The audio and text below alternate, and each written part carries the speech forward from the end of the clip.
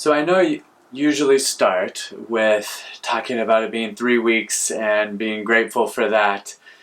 But today I actually want to focus on it being Holy Saturday. Now I know that's not something I grew up with as a Christian, paying much attention to, really knowing much of what it meant. And it's something I've learned more in later life about that and about the true significance of Good Friday as well. In a lot of ways, Holy Saturday is what we're going through right now with this quarantine. Yes, it's been 3 weeks. Yes, there's dates being thrown around, end of this month into May, or really just unknowns, with a lot of us asking these questions of how long, how much more. Especially, I hear it all the time from those who lean more toward the extrovert side, right? That it's really hard not getting to spend that time with friends outside of your house. So Holy Saturday is about grieving and mourning and being in this in-between place. Yesterday, Christ died on the cross. Today, we sit with him in the tomb. Yes, with a latent hope of Easter coming tomorrow. But ultimately, it's rough, right? And I think that's something that we, as Americans, we in Western civilization, we maybe as modern Christians, really don't pay that much attention to or know how to handle. How do we live in this in-between? So again, I think this is so relevant, so salient right now with what's going on in our world. And it ties in perfectly to what I wanted to talk about resilience.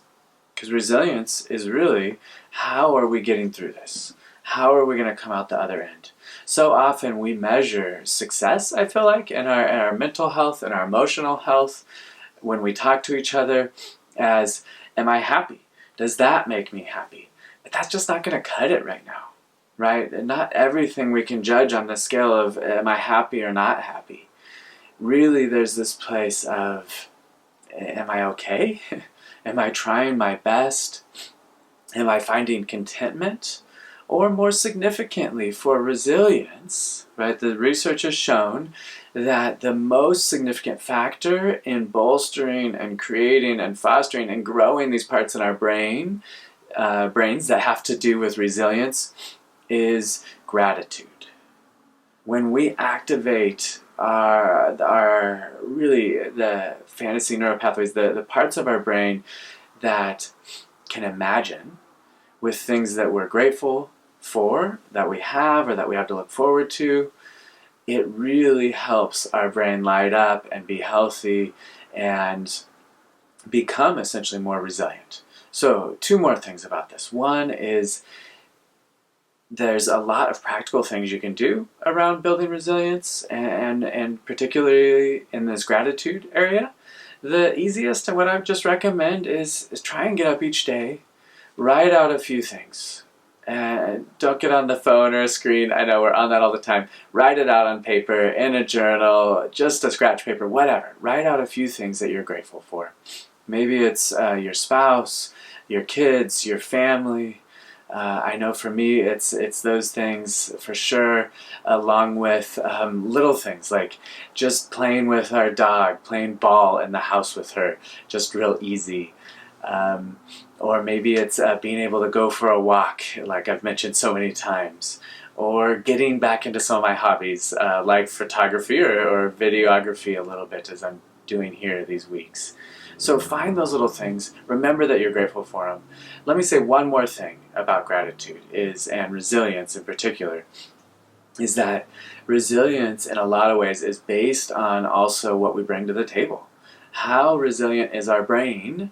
Is that foundation is essentially developed over our lifetime.